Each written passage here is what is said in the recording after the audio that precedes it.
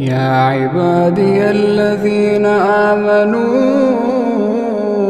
إن أرضي واسعة فإياي فاعبدون كل نفس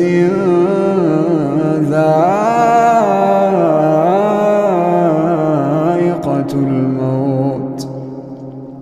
كل نفس ذائقة الموت ثم إلينا ترجعون والذين آمنوا وعملوا الصالحات لنبوئنهم من الجنة غرفا